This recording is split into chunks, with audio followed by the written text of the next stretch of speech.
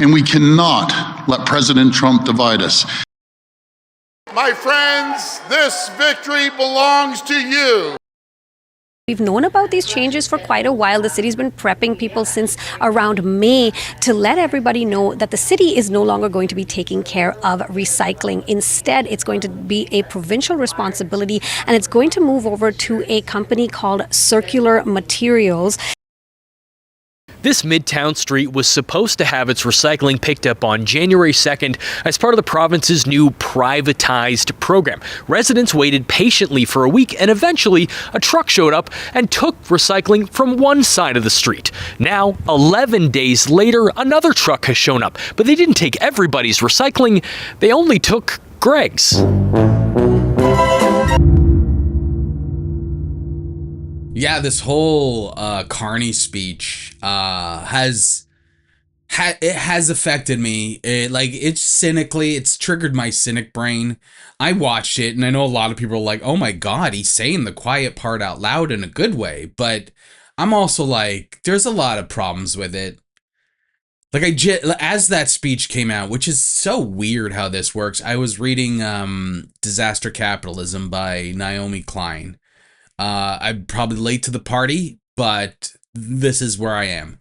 A definition of disaster capitalism is when governments and corporations use a tragedy or a crisis, usually a war, hurricanes, a pandemic, economic crash, as a chance to push through privatization and pro-business policies that would normally face public resistance.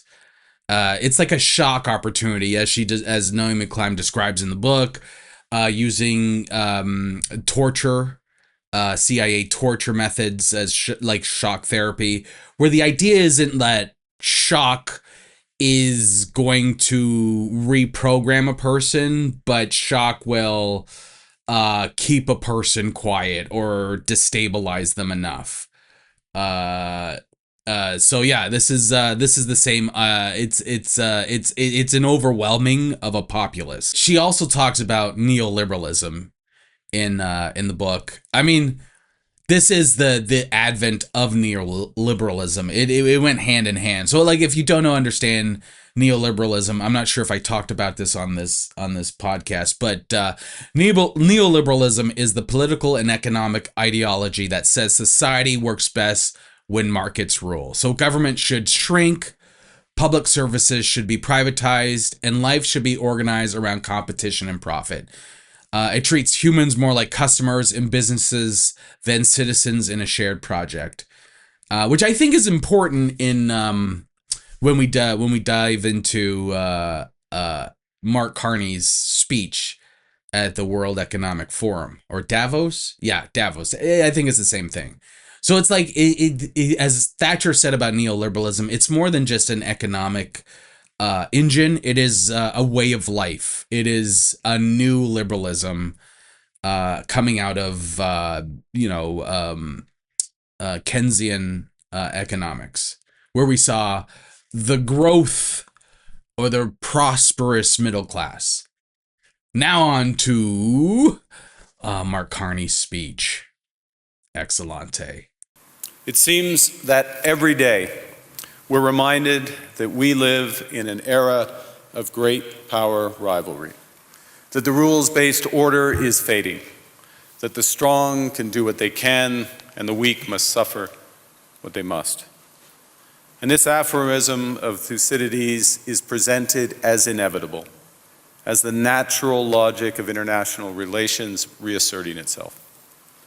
And faced with this logic, there is a strong tendency for countries to go along to get along, to accommodate, to avoid trouble, to hope that compliance will buy safety. Well, it won't. So what are our options? In 1978, the Czech dissident Václav Havel, later president, wrote an essay called The Power of the Powerless. And in it, he asked a simple question: how did the communist system sustain itself? And his answer began with a greengrocer. Every morning, this shopkeeper places a sign in his window, "Workers of the world unite." He doesn't believe it. No one does. But he places the sign anyway to avoid trouble, to signal compliance, to get along. And because every shopkeeper on every street does the same, the system persists. Not through violence alone, but through the participation of ordinary people in rituals they privately know to be false. Havel called this living within a lie. The system's power comes not from its truth, but from everyone's willingness to perform as if it were true. And its fragility comes from the same source. When even one person stops performing, when the greengrocer removes his sign, the illusion begins to crack. Friends, it is time for companies and countries to take their signs down. For decades,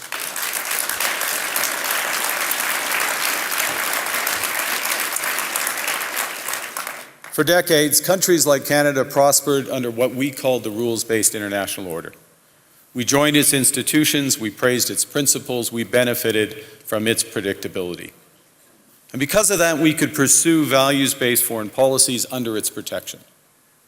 We knew the story of the international rules-based order was partially false, that the strongest would exempt themselves when convenient, that trade rules were enforced asymmetrically.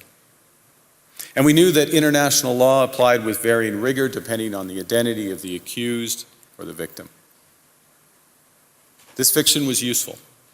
And American hegemony in particular helped provide public goods, open sea lanes, a stable financial system, collective security, and support for frameworks for resolving disputes.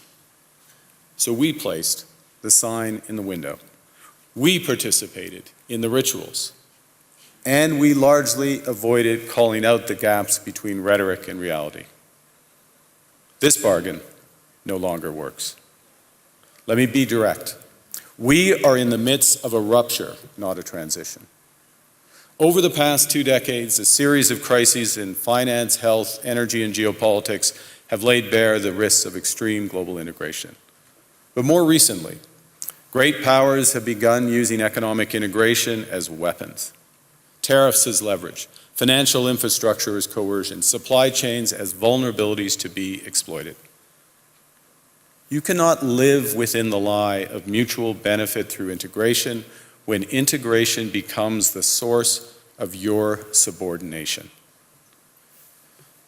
The multilateral institutions on which the middle powers have relied, the WTO, the UN, the COP, the architecture, the very architecture of collective problem solving are under threat.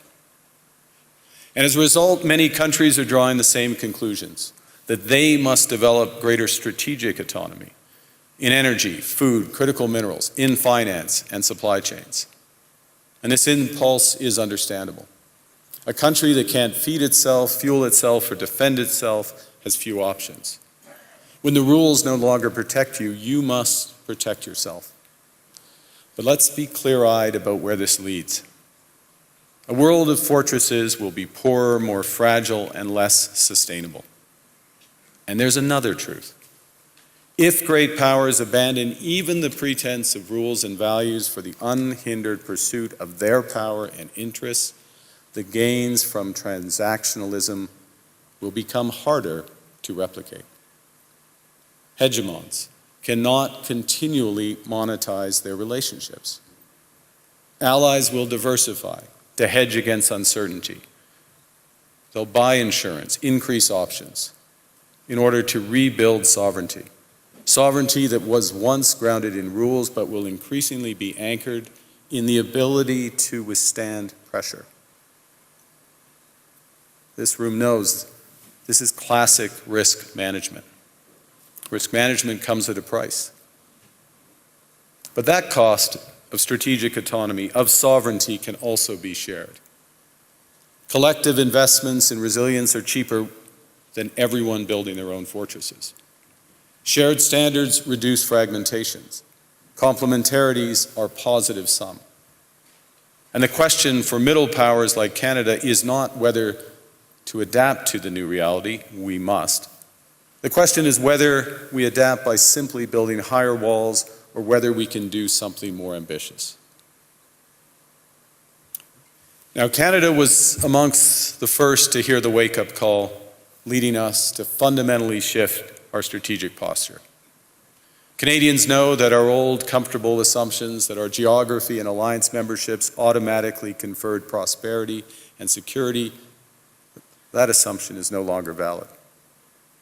And our new approach rests on what Alexander Stubb, the President of Finland, has termed value-based realism.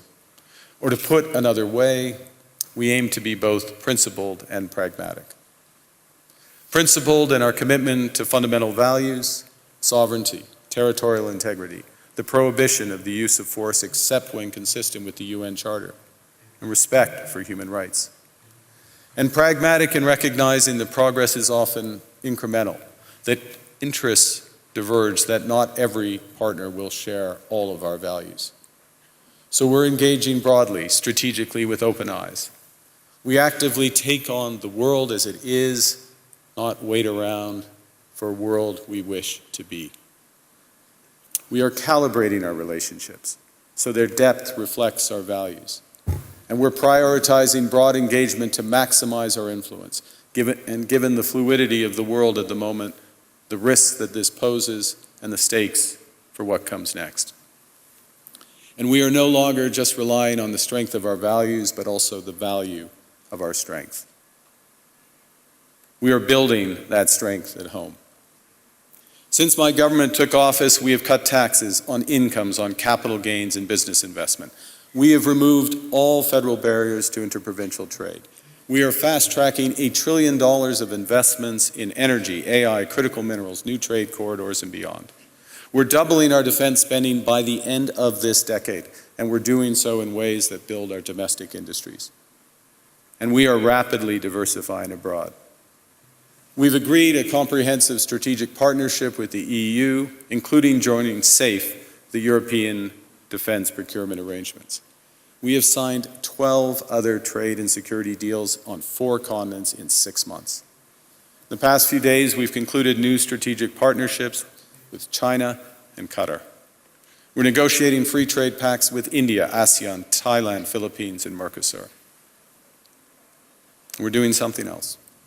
To help solve global problems, we're pursuing variable geometry. In other words, different coalitions for different issues based on common values and interests. So on Ukraine, we're a core member of the Coalition of the Willing and one of the largest per capita contributors to its defense and security. On Arctic sovereignty, we stand firmly with Greenland and Denmark and fully support their unique right to determine Greenland's future.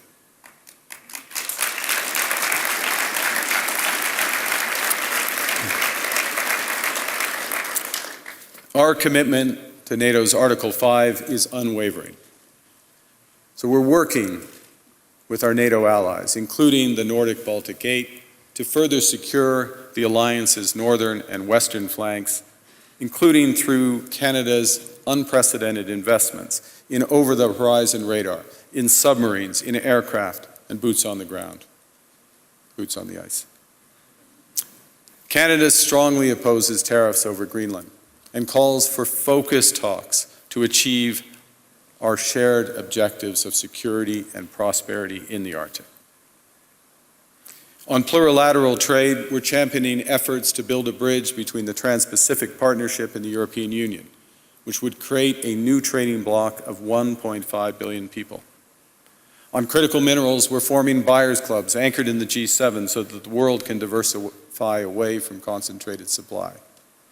And on AI, we're cooperating with like-minded democracies to ensure that we won't ultimately be forced to choose between hegemons and hyperscalers. This is not naive multilateralism, nor is it relying on their institutions. It's building coalitions that work, issues by issue, with partners who share enough common ground to act together. In some cases, this will be the vast majority of nations. What it's doing is creating a dense web of connections across trade, investment, culture, on which we can draw for future challenges and opportunities. Argue the middle powers must act together because if we're not at the table, we're on the menu. But I'd also say that great powers can afford for now to go it alone. They have the market size, the military capacity, and the leverage to dictate terms. Middle powers do not. But when we only negotiate bilaterally with a hegemon, we negotiate from weakness. We accept what's offered. We compete with each other to be the most accommodating. This is not sovereignty. It's the performance of sovereignty while accepting subordination. In a world of great power rivalry, the countries in between have a choice: compete with each other for favor, or to combine to create a third path with impact. We shouldn't allow the rise of hard power to blind us to the fact that the power of legitimacy, integrity, and rules will remain strong if we choose to wield them together. Which brings me back to Havel. What does it mean for middle powers to live the truth? Well, first, it means naming reality. Stop invoking rules-based international order as though it still functions as advertised. Call it what it is: a system of intensifying great power rivalry where the most powerful pursue their interests using economic integration as coercion. It means acting consistently, applying the same standards to allies and rivals. When middle powers criticize economic intimidation from one direction but stay silent when it comes from another, we are keeping the sign in the window. It means building what we claim to believe in. Rather than waiting for the old order to be restored, it means creating institutions and agreements that function as described. And it means reducing the leverage that enables coercion. That's building a strong domestic economy. It should be every government's immediate priority. And diversification internationally is not just economic prudence, it's a material foundation for honest foreign policy, because countries earn the right to principled stands by reducing their vulnerability to retaliation. So Canada. Canada has what the world wants. We are an energy superpower. We hold vast reserves of critical minerals. We have the most educated population in the world. Our pension funds are amongst the world's largest and most sophisticated investors. In other words, we have capital, talent. We also have a government with immense fiscal capacity to act decisively. And we have the values to which many others aspire. Canada is a pluralistic society that works. Our public square is loud, diverse, and free. Canadians remain committed to sustainability. We are a stable and reliable partner in a world that is anything but. A partner that builds and values relationships for the long term. And we have something else. We have a recognition of what's happening and a determination to act accordingly. We understand that this rupture calls for more than adaptation. It calls for honesty about the world as it is. We are taking the sign out of the window. We know the old order is not coming back. We shouldn't mourn it. Nostalgia is not a strategy. But we believe that from the fracture, we can build something bigger, better, stronger, more just. This is the task of the middle powers. The countries that have the most to lose from a world of fortresses and the most to gain from genuine cooperation. The powerful have their power. But we have something too. The capacity to stop pretending, to name reality, to build our strength at home, and to act together. That is Canada's path. We choose it openly and confidently, and it is a path wide open to any country willing to take it with us. Thank you very much. So he touches on a lot of great things, and I think in the speech, on the surface, it seems like an amazing speech. It seems like, oh, they're revealing the truth to us. Like it's very Baudrillardian in a sense, and very Mark Fisher. It's very there's some other philosophers that I'm forgetting off the top of my head, but it very Baudrillardian in that, like, this reminds me of watching the speech reminds me of Baudrillard's critique of The Matrix, where he said The Matrix would be the perfect movie The Matrix would create, right? It's very simulation-esque. It's very Disney in that it encompasses the language and the simulation of the simulation, like the simulacra of the simulation. However, it's very neoliberal at the same time. Like, you can clearly see the metaphors he uses. Like, he talks about every morning this shopkeeper places a sign in his window, "Workers of the world unite." He doesn't believe it, nor no one does, but he places a sign anyway to avoid trouble, to signal compliance, to get along. And because every shopkeeper on the street does the same, the system persists. Not through violence alone, but through the participation of ordinary people in rituals they privately know to be false. Havel called this living within the lie. Like, he's talking about Hannah Arendt's banality of evil. But the framing here of the shopkeeper and putting the thing in the window, while, yeah, it could be like, I could be like stretching for this metaphor. However, he's like giving this speech at Davos. It's a collection of the world's most powerful, richest people deciding what's good for us plebeians in the coming year or so. So I think there's significance in this idea of, look, this narrative that we've been selling through the market of neoliberal American economics has faltered.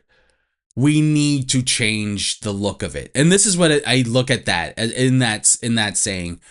I look at that as this is these groups of people coming together, realizing that they need to change the brand, that it is not good anymore. Old Coke needs to become new Coke. This is less of a revealing of the process, and to me, and more of a rebranding. This is a marketing strategy in during this time. And in the next line right after that, it's pretty clear this is a neoliberal statement. The system's power comes not from its truth, but from everyone's willingness to perform as if it were true. And its fragility comes from the same source. When even one person starts performing, when the greengrocer removes his sign, the illusion begins to crack. Friends, it's time for companies and countries to take their signs down. Notice companies come before countries. This is, I'm not even saying this is a nefarious thing, like we live in a capitalist world, but this is capitalism rebranding. This is exactly what's happening to these talking to companies. He's talking to the neoliberal order under America, and America under Trump, that the what is being exposed is the machinery, right? The invasion of Venezuela and the threats to Greenland and Canada, all these kinds of things, right? Here's what I find hilarious about all of this is, like, this is why I tie it to disaster capitalism. As he talks about, for decades, countries like Canada prospered under what we called rules-based international order. We praise its principles, benefited from its predictability. And because of that, we could pursue values based on foreign policies under its protection. We knew the story of international rules-based order was partially false, that the strongest would exempt themselves when convenient, that trade rules were enforced asymmetrically. And we knew that international law applied with varying rigor depending on the identity of the accused or the victim. This fiction was useful, and American hegemony in particular helped provide public goods, open sea lanes, and stable financial system, collective security, and support for frameworks for resolving disputes. So we placed a sign in the window, back to the neoliberalism, we participated in rituals and we largely avoided calling out the gaps between rhetoric and reality. Now, my people, this is essentially a land acknowledgement where I don't know if I'm not sure if this happens elsewhere, but in Canada, in the last 10, 15 years, we started doing land acknowledgements. This liberal idea that if we acknowledge the land that was stolen through colonialism by saying a speech before, a baseball game or a theater event, that would absolve us of the guilt of the past, changing that kind of stuff. But systemically, we don't change anything. Systemically, nothing really changes. We don't really, reservations still have poor drinking water. They're still dealing with climate change, racial climate change and harm. Economically, they're overly represented in the bottom section of society, in prisons, yada yada yada. It's a story as old as time. And so, but in order for us to be like, here in Toronto, and we can, during an opera singing, we can, say, oh, this is Algonquin land that we're standing on. That makes us feel better. There's a distancing. This is Baudrillard's Disneyland again. It's a distancing. It is like Black History Month, which we are in currently, where we can sit there and honor people who have overcome oppression based off of race, while distancing ourselves from the systemic reality of that thing hasn't ended, and the institutions celebrating this thing have benefited from it. This is what this speech is. This is what he's saying in this speech. Essentially, this is what this part of the speech is about. It is a distancing, of Canada and the other countries at this Davos people from the responsibility of their actions, right? Like Canada, we didn't just tacitly sit by and watch Chile get taken over for neoliberalism. We participated. We were there. We are currently in Gaza with weapons. We are part of this machine. The difference is the illusion makes us look like we're not. He's talking about the simulation. He's not talking about the reality, because the reality is we have been there overthrowing governments, and we have benefited from overthrowing governments. And I know he talks about benefiting from all the tragedies that America did alone, but and we just didn't say anything. We were just helpless victims, or helpless. Yeah, we're guilty now, but we're still involved. We're still sending trucks down to the United States to help ICE. We still have the guy who was on the board of directors at the ROM, whose company was getting paid by the Trump administration to deport people with his jet company. Like, our hands are dirty in it. This is a liberal trick, a neoliberal trick to separate. I don't even know if it's a trick. I think trick implies a deviousness, but I think this is how liberals think, is making this an individual bad actor. Trump is bad, and Trump is exposing the badness, and he's bad, and blah, blah, blah, blah. But the system benefits from it. For example, Chile. Our current economic system was beta tested in Chile over an overthrow of Allende, who was a Keynesian capitalist, right? He wasn't a Marxist, he wasn't a socialist. However, he was bringing in the idea of socialism as an option for the upcoming election. He nationalized their oil, and that became a problem for companies. So they went in with the help of the Chicago boys, who were, Milton Friedman guys who were testing this free market shock doctrine idea of economics. Go in there and just do a whole bunch of stuff, basically ruin the country, and trickle down economics will help everyone else out. And they did this, and they murdered people, and they overthrew the government, and it was like that for a long time. And Canada, we were part of that. Like George Carlin said, it's a big club, and you ain't in it. Which brings me back to the elbows up. Ooh, Canadians love that elbows up shit. And this is how Carney won. And I've had arguments with people because they're like, oh, he's better than Pierre. And I agree, he's better than Pierre, but that's a slim margin. Carney is a neolib.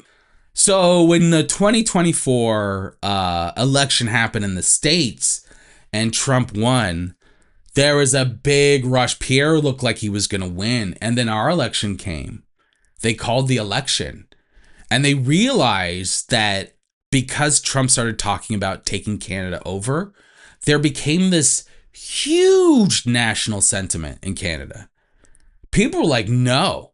And Pierre wouldn't back down because his talking points were the same as Americans, as the American right, because they came from the American right. And Carney won under this like, oh, he's the right man for the job. He's sensible. Right. And I remember going into comedy clubs. I used to have these jokes about like, oligopolies and making fun of Canadian oligopolies like Galen Weston and the Weston family. And people would howl. And then now they would get mad. I talked about elbows up and how this is just horseshit. This is just horseshit.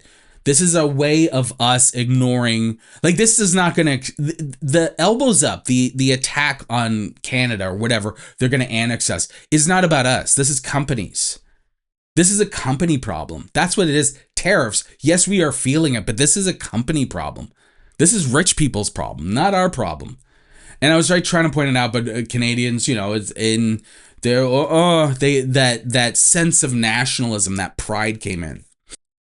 And then, Carney won. And then what we see now is austerity. Like he's been ramping us up. Well, we're going to have to tighten our belts.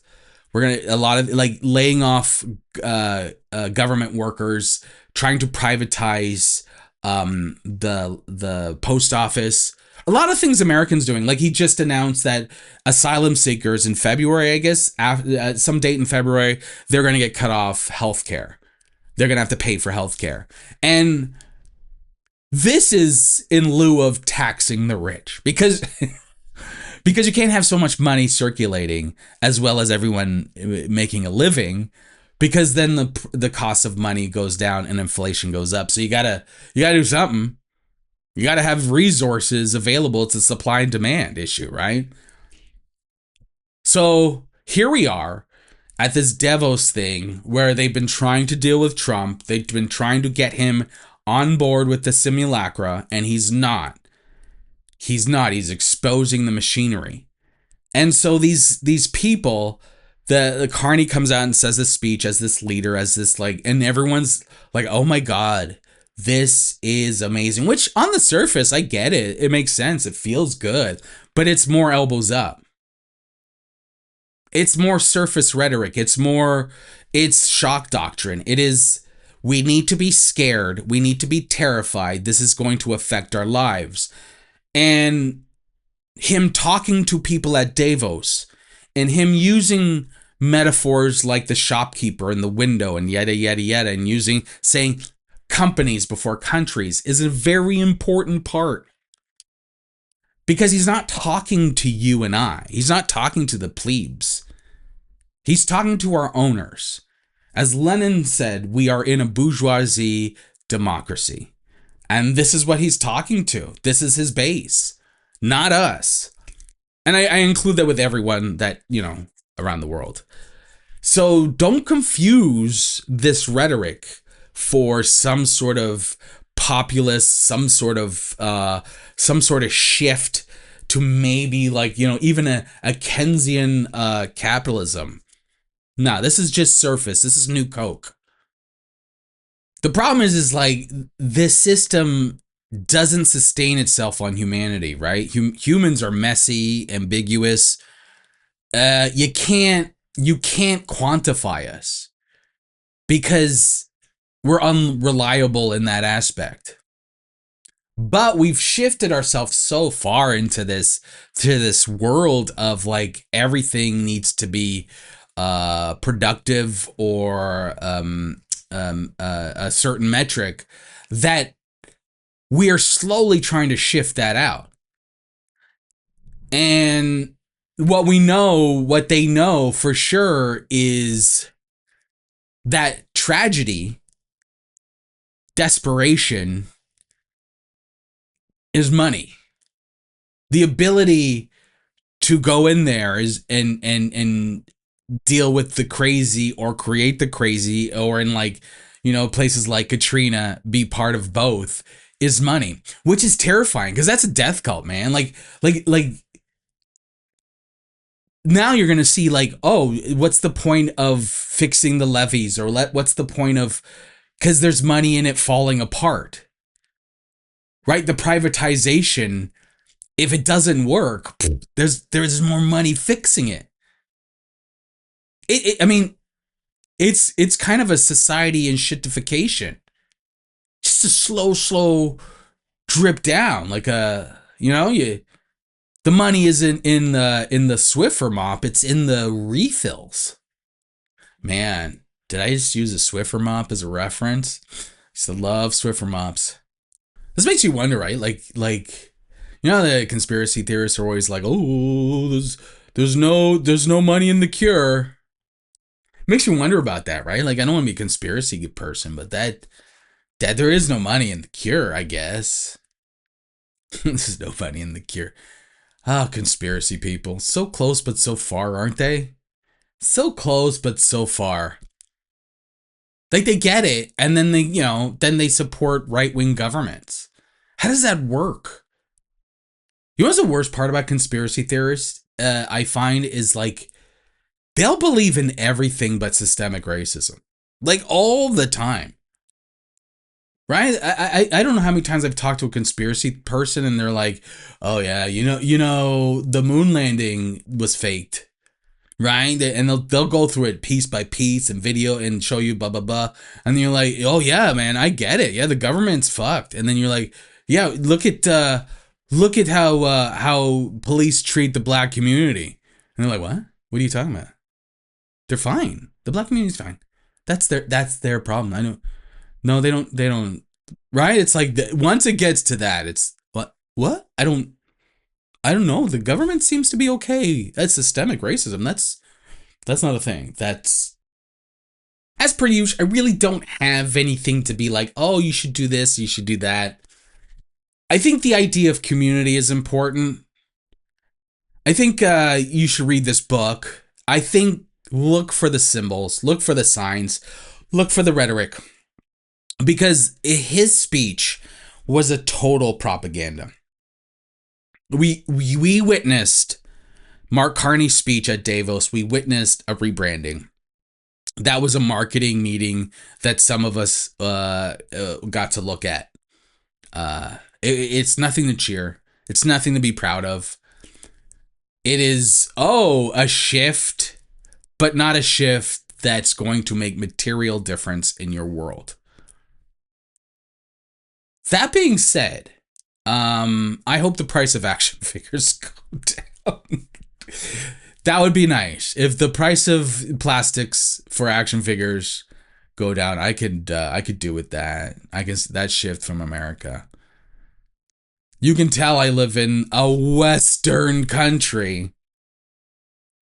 All right. Remember to like, share, subscribe, and leave a comment. Also, check out the Substack at gavinstephens.substack.com and everything else at gavinstephens.ca. Thank you.